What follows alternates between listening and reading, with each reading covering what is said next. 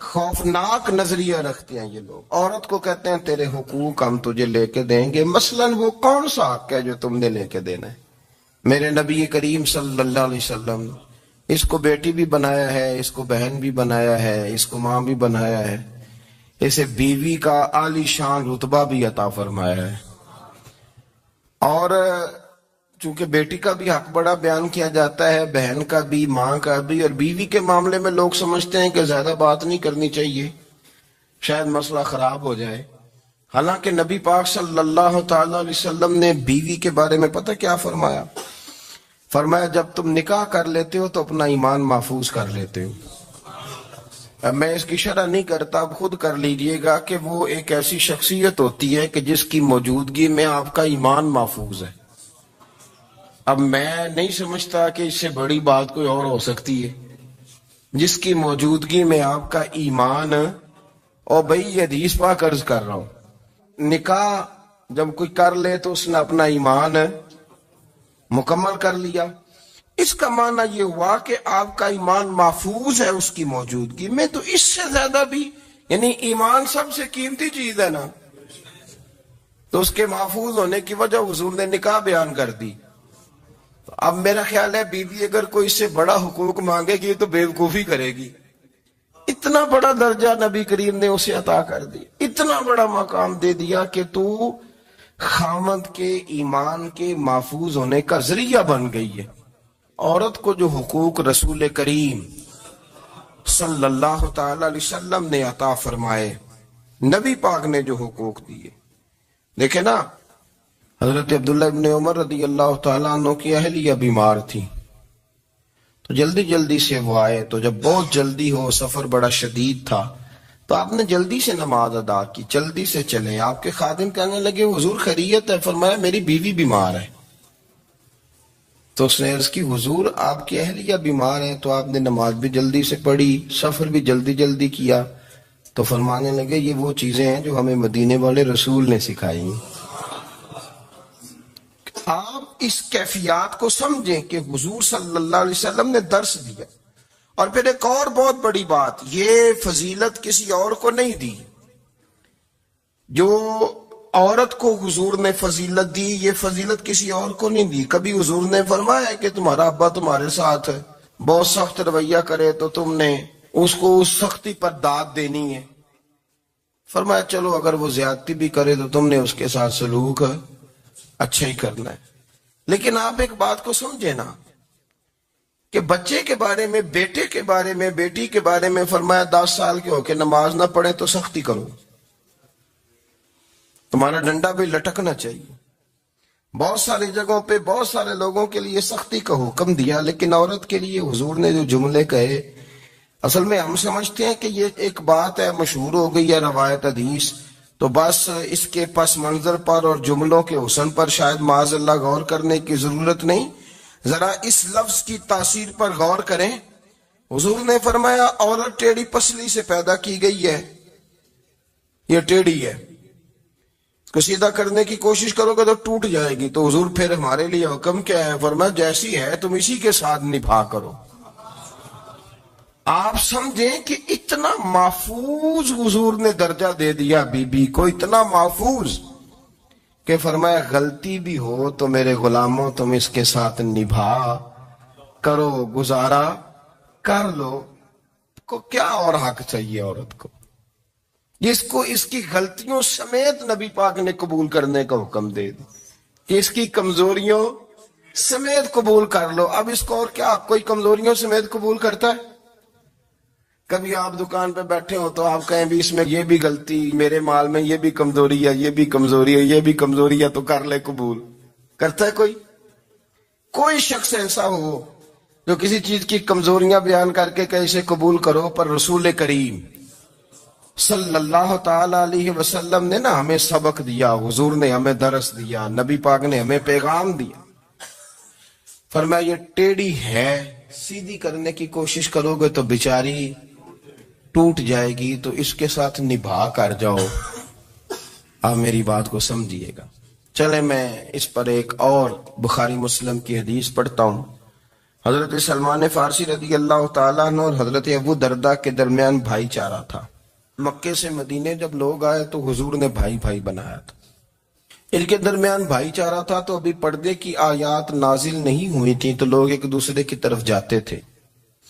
حضرت سلمان فارسی رضی اللہ تعالیٰ عنہ حضرت ابو دردہ رضی اللہ تعالیٰ عنہ کے گھر میں تشریف لے گئے تو دیکھا کہ ان کی بیوی بڑی غمگین بیٹھی ہیں۔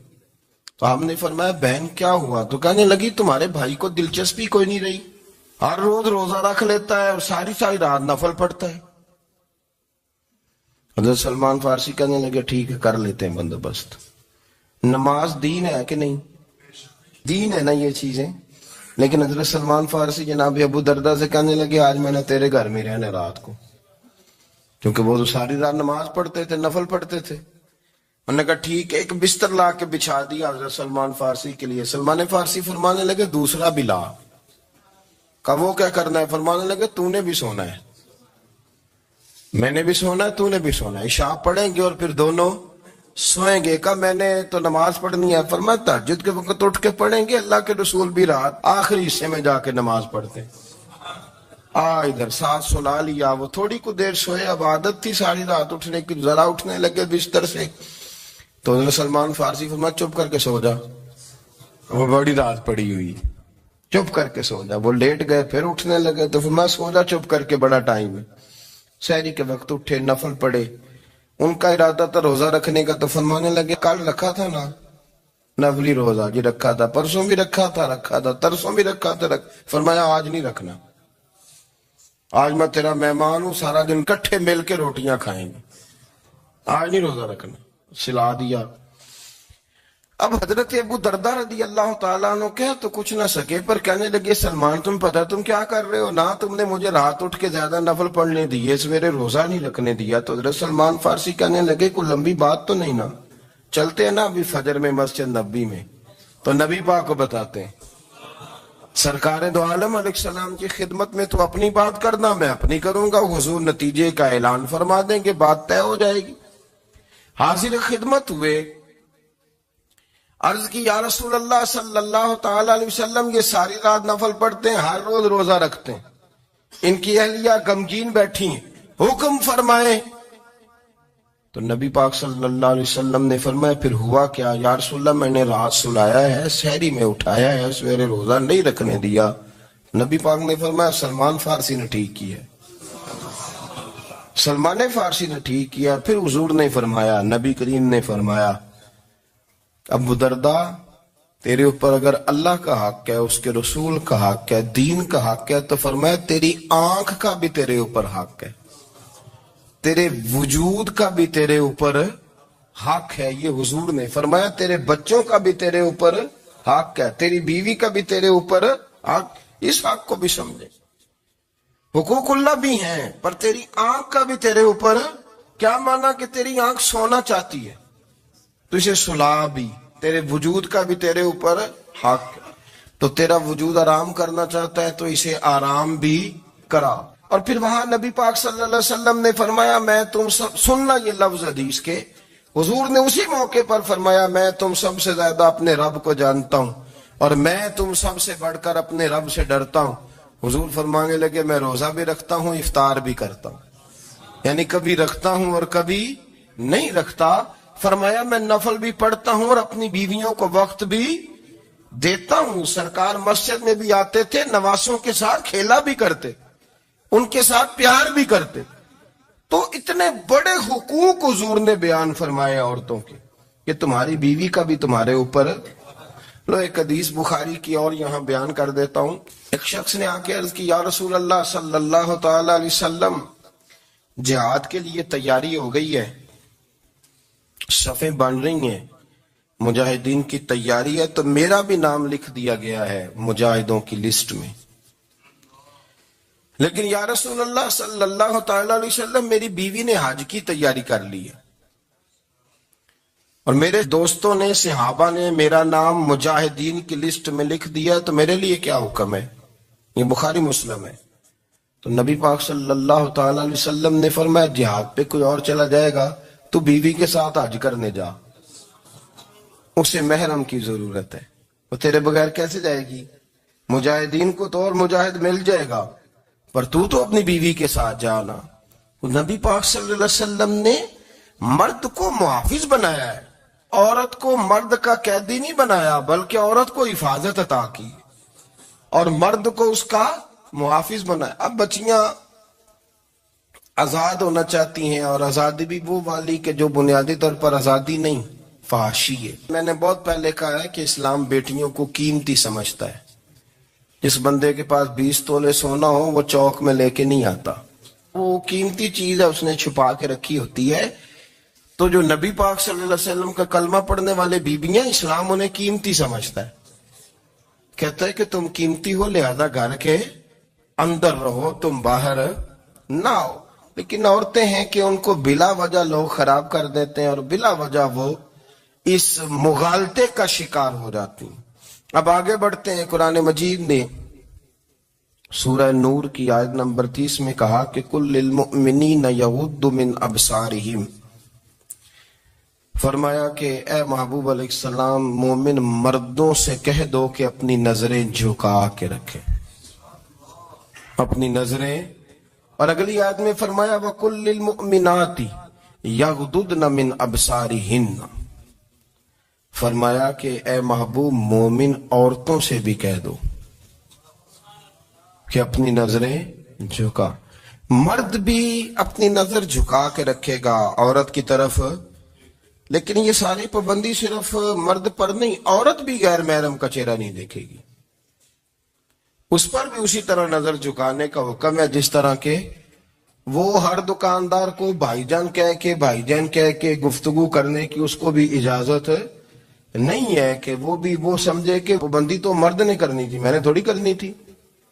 وہ جس کے پاس جائے، جہاں بھی جائے، ڈاکٹر کے پاس جائے، باہر جائے، تو وہ جس طرح مرضی اس کا دل چاہے وہ بات چیت کرے، اس کی عورت کو بھی اجازت اسلام نہیں دیتا۔ بنیادی طور پہ اسلام شرم و حیا کا دین ہے، حیا کی بات کرتا ہے۔ حیا کی جب ہم تعریف کرتے ہیں تو حیا کی تعریف یہ ہے کہ کوئی کبھی چیز دیکھ کے نا تو آپ کی طبیعت میں کراہت محسوس ہو، آپ کوئی غلط جملہ منہ سے نکالتے ہوئے ذرا جھجکیں، آپ کوئی غلط بات کرتے ہوئے تھوڑا بوجھ محسوس کریں۔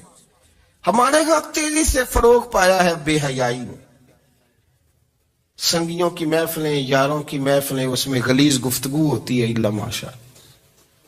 ان دوستوں کو بڑی پاک صاف گفتگو کرنی چاہیے۔ دوستی کا رشتہ بڑا مقدس رشتہ ہے، جو یہاں ایک دوسرے سے پیار کریں گے جنت میں بھی اکٹھے داخل کیے جائیں گے۔ شرط یہ ہے کہ پیار اللہ رسول کی رضا کے لیے ہو، لیکن اس کے اندر اگر آپ کی گفتگو کچی ہو، کمزور ہو، فحاشی والی ہو، عریانی والی ہو، وہ ہمارے ہاں تو اب اس کو لوگ فیشن سمجھتے ہیں، اس کو مردانگی کی علامت سمجھتے ہیں کہ وہ جی ساری باتیں جی وہاں ہو گئیں، اور جس کا جو جی چاہا اس نے کہا۔ آپ جب حیا کے دائرے میں ہوتے ہیں تو آپ خود بھی سکون محسوس کرتے ہیں۔ دیکھیں نا، آپ کو نیند سکون سے کہاں آتی ہے؟ جہاں کمرہ بند ہو، چاروں جانب دیوار ہے، اوپر چھت ہے، خالی دروازہ بھی کھلا ہوا ہونا تو جب بندہ سکون لینا چاہتا ہے تو کہتا ہے یار ذرا دروازہ ذرا بند کر دو۔ وہ اچھی طرح اپنے آپ کو چھپا لیتا ہے نا حیا کے پردے میں، تو اللہ اسے سکون عطا کرتا ہے۔ اور جو اس سے بھی زیادہ ٹھنڈی نیند میں جانا چاہتا ہے وہ کہتا ہے لائٹ بھی بند کر دو۔